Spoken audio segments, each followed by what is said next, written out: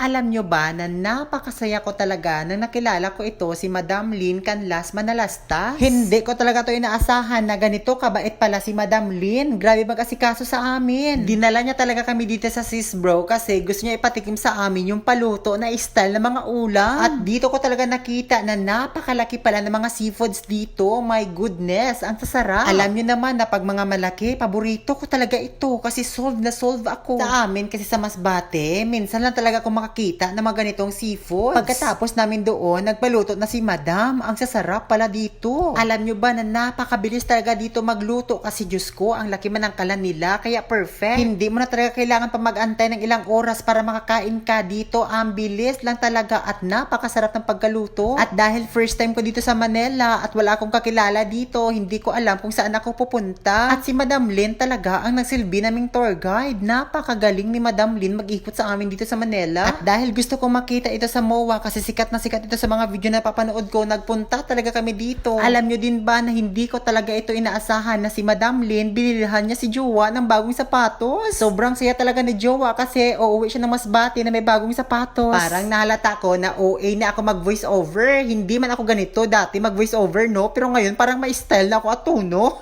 Pagkatapos namin pumili ng sapatos, nag-ikot naman kami dito para makita ang laki pala ng MOA. Diyos ko po. Kung ako lang siguro dito mag-isa, Diyos ko, aaminin ko, maliligaw talaga ako dito sa laki pa naman at lapad ng MOA. Kaya kung first timer ka dito, mas mabuti na magtanong-tanong ka. Baka maligaw ka, no? Diyos ko, nakakahiya. At dahil medyo napagod kami sa kakaikot dito, nagdesisyon naman si Madam Lynn na kakain kami. Diyos ko, parang tataba talaga ako dito sa Manila kasi grabe mag-alaga si Madam Lynn. Nagpapasalamat talaga ako sa lahat ng mga followers ko na ganito pala kayo magsuporta sa akin at mag-alaga. Kaya pinag-pray ko talaga guys na sana maging successful ako na vlogger dito sa mundo ni Facebook. Kasi kung magsikat-sikat na ako na vlogger, babalikan ko talaga ang lahat ng mga tumulong sa akin. Ibabalik ko talaga lahat ng mga blessings. Iparamdam ko sa kanila kung gaano nila ako minahal dati. Mamahalin ko sila ng doble-doble at bunggang-bongga. At eto pa, maliban sa pag-tour-tour sa amin at pagpakain ni Madam Lynn, may binigay din siya sa akin na regalo na pinakagusto ko din. Ay, mahilig sa boots si Belinda. Ayan, binigyan si Madam. Susuotin ko talaga ito at irarampa ng bonggang-bongga. Sino ba naman kasi mag-aakala na si Belinda magkakaroon ng bagong boots? Maliban dyan, nakatanggap din pala si Belinda ng bag. My goodness! Ang ganda ng bag dito sa Starbucks. Napaka-aesthetic ng dating. Kaya gagamitin ko talaga ito pag mag-travel ako o kung may pupuntahan ako ng mga lugar kasi napakaganda ng bag. At eto pa, may maliit pa na bag. May souvenir na ako kay Madam. May salamat talaga Madam Lynn. Maliban dyan, nakatanggap din pala ako ng mga t-shirt. Napakaganda ng mga t-shirt na ito kasi may souvenir na ako. Dagdag na collection naman ito guys kasi alam niyo naman si Belinda mahilig mang-collection. Kaya walang katapusan talaga ako magpapasalamat sa kay Madam Lynn kasi ibinigay sa akin ito. At